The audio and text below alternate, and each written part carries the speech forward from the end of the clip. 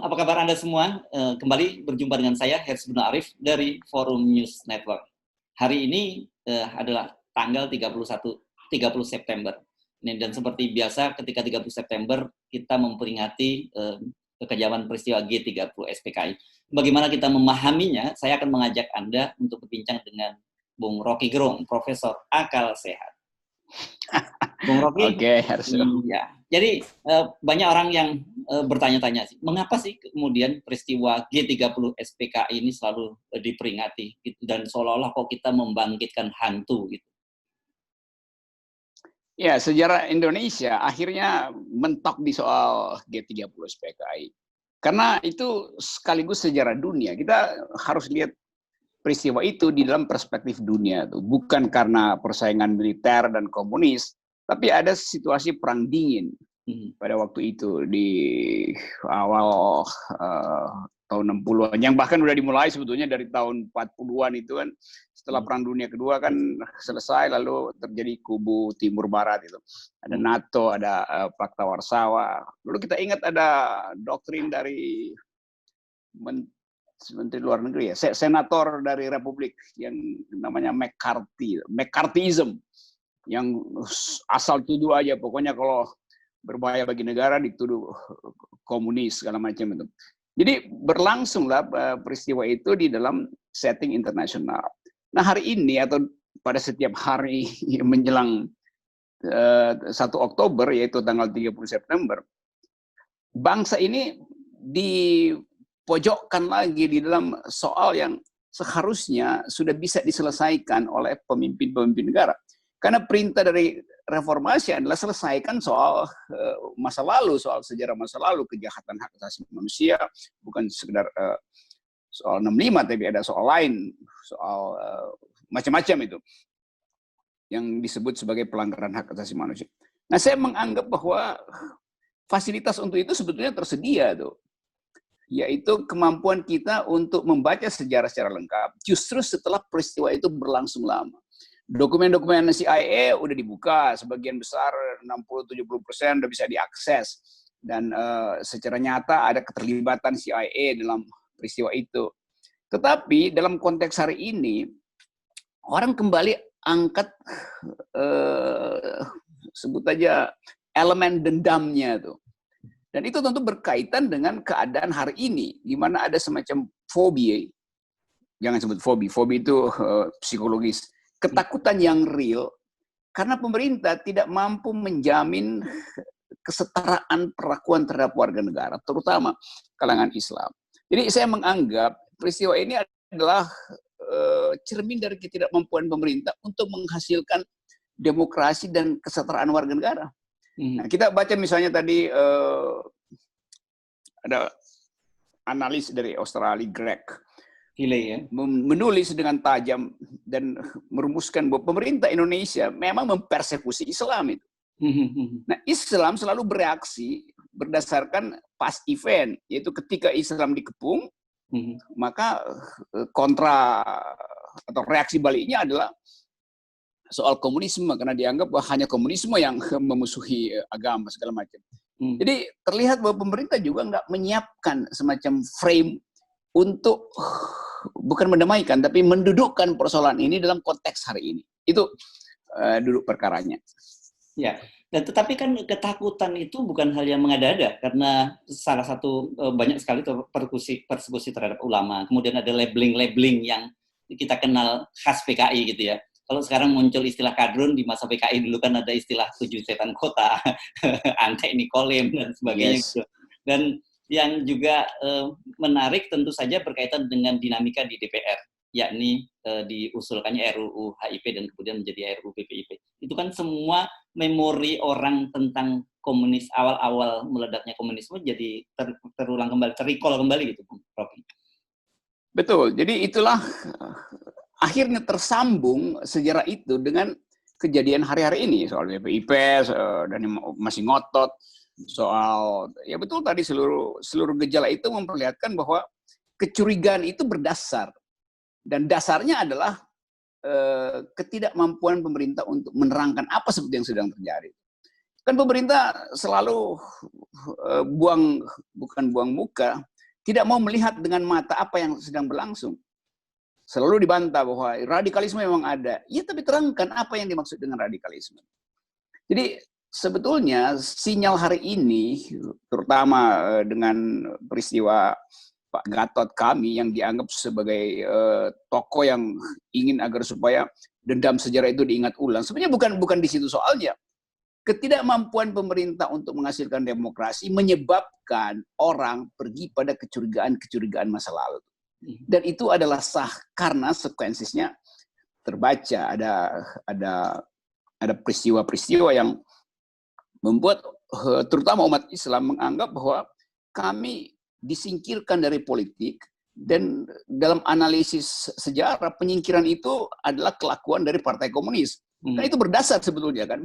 Jadi jangan pemerintah jangan salahkan itu, karena pemerintah sendiri yang tidak bisa merawat ingatan publik dalam arti menerangkan dengan jujur apa sebetulnya yang terjadi hari ini, sehingga sentimen masa lalu itu seolah-olah dibangkitkan ulang sebagai mimpi buruk.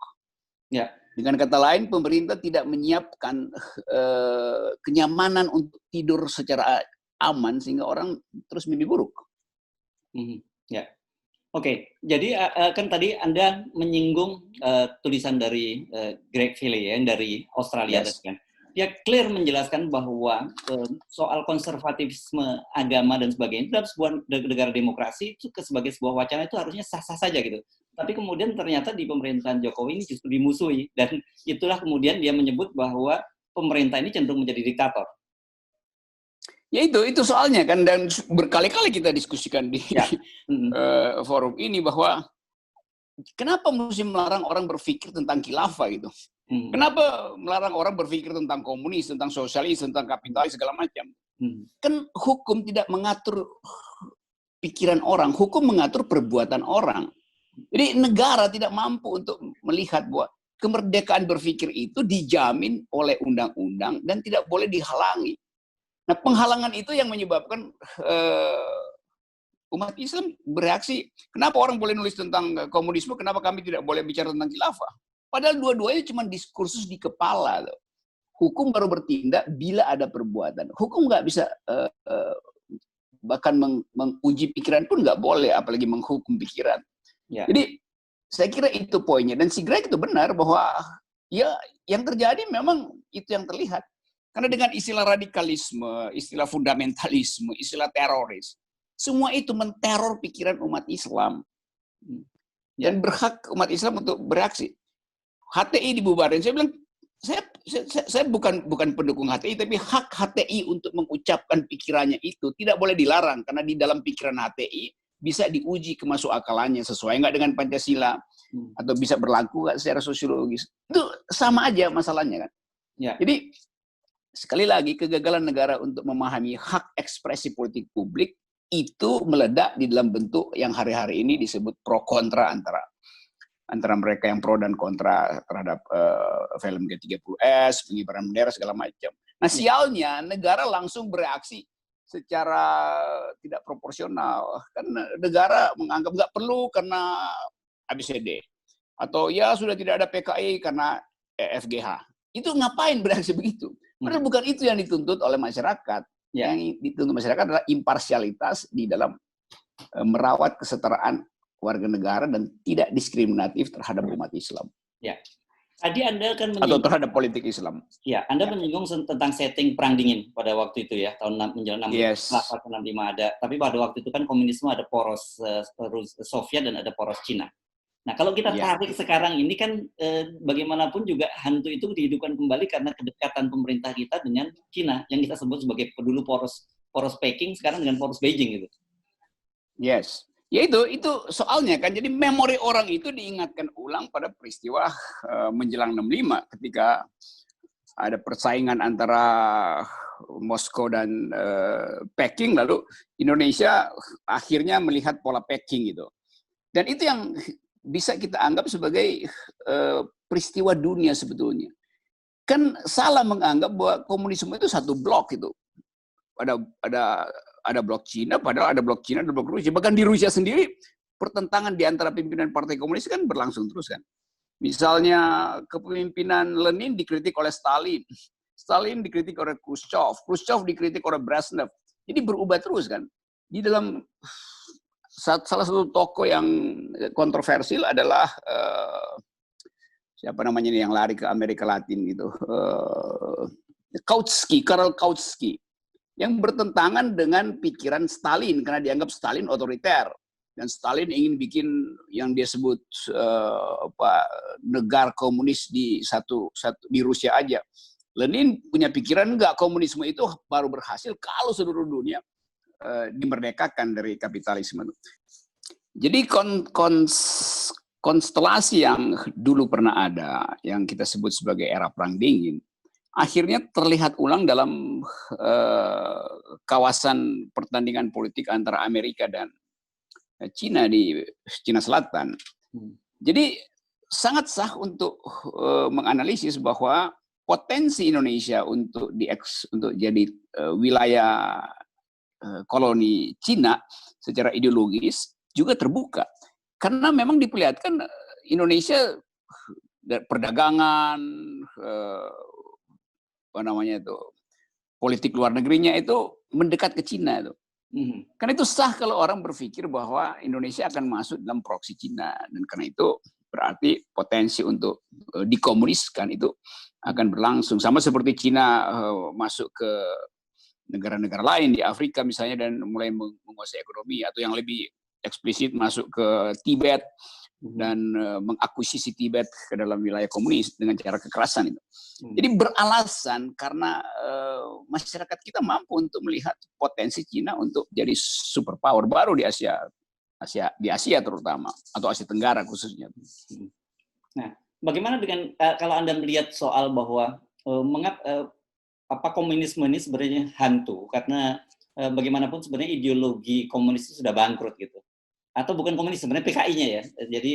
Jadi dengan komunis yang ideologi yang sudah bangkrut, karena Cina sendiri kan meskipun dia tetap politiknya komunis, tapi kan dia sudah mengadopsi nilai-nilai kapitalisme. Gitu.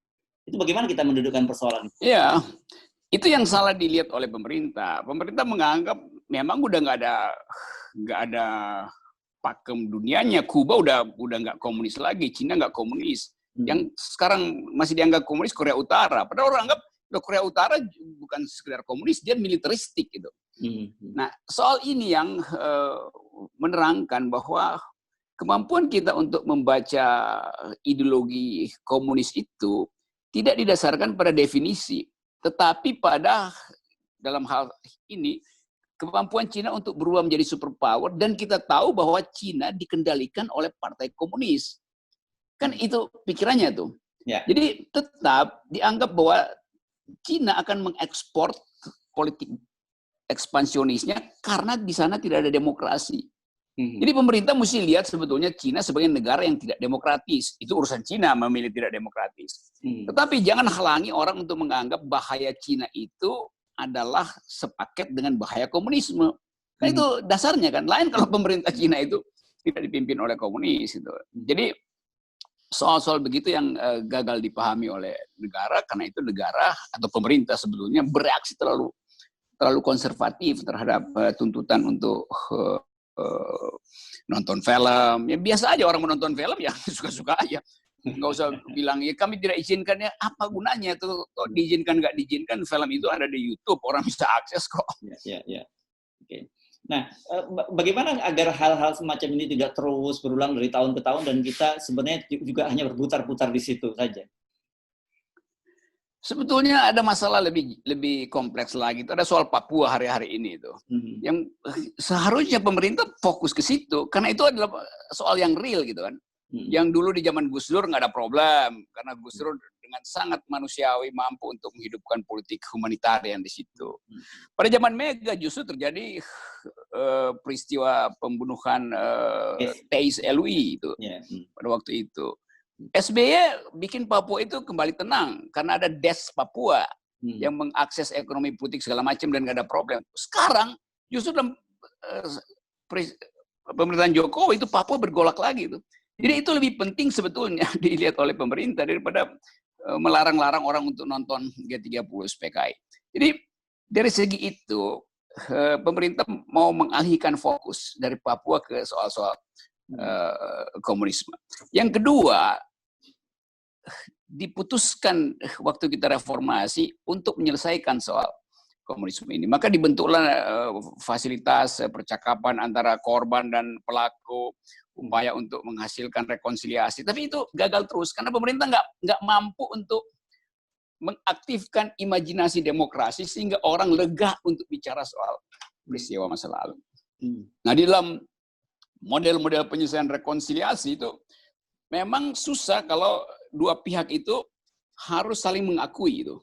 Siapa yang banyak membunuh, siapa yang kurang membunuh, atau siapa yang banyak bersalah, siapa yang kurang bersalah, atau siapa yang dahulu, siapa yang belakangan bereaksi. Nah, soal semacam ini seharusnya diatasi dengan mencari pihak ketiga itu. Sama seperti peristiwa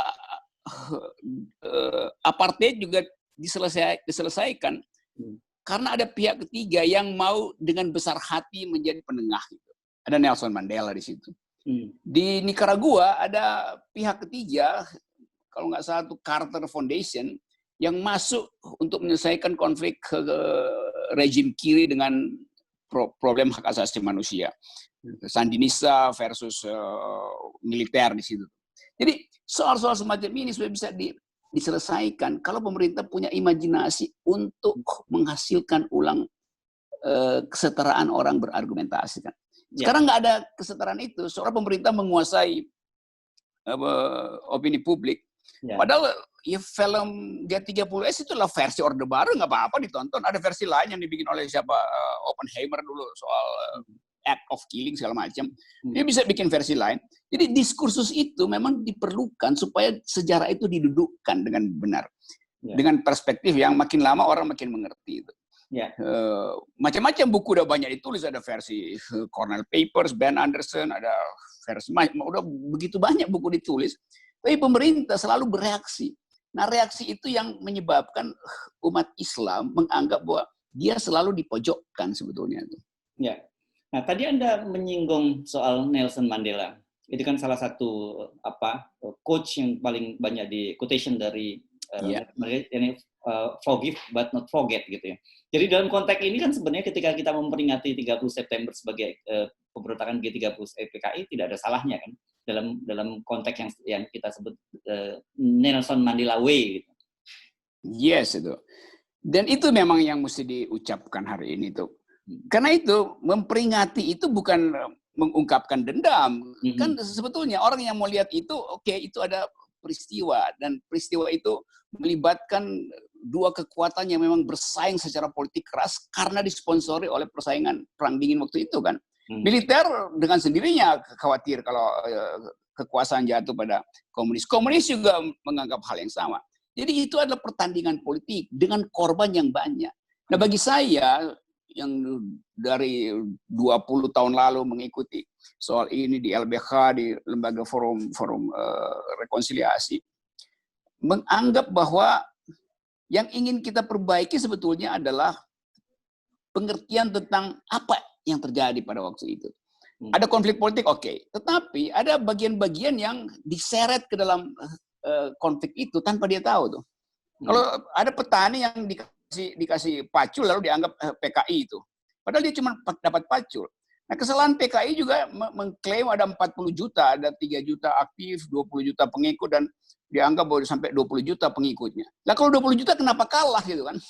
Jadi klaim-klaim waktu itu memang dalam perbandingan dengan India misalnya, Partai Komunis Indonesia itu 2 besar di Asia, dan kenapa di Indonesia bisa menyerah dengan cepat. Lalu dianggap karena militer pakai senjata sih. Ya kalau nggak pakai senjata ya digiling dong dia kan.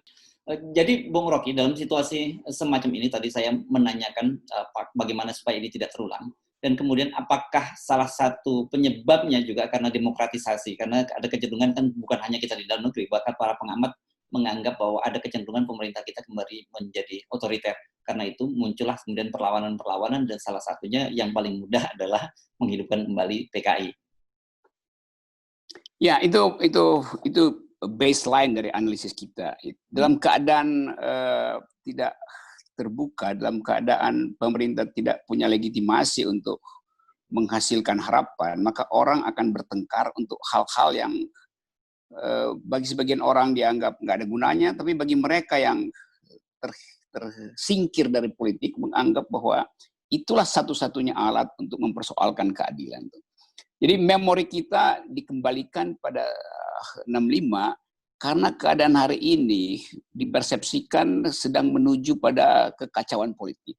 Ya. Dan itu memang ada dasarnya. Karena ada krisis ekonomi, ada ketidakmampuan pemerintah untuk menghasilkan perdamaian. Jadi seluruh keterangan oposisi hari ini yang diucapkan oleh kami memang dimaksudkan untuk itu.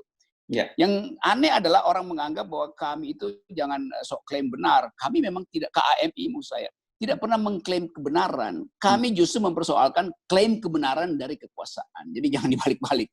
Nah, dalam konteks itu, satu pesan mungkin adalah kemampuan kita untuk bertahan sebagai bangsa ditentukan oleh kelegaan kita untuk menghasilkan kesetaraan pikiran. Jadi jangan ada persekusi, jangan ada manipulasi, dan jangan ada diskriminasi. Itu aja sebetulnya dasarnya.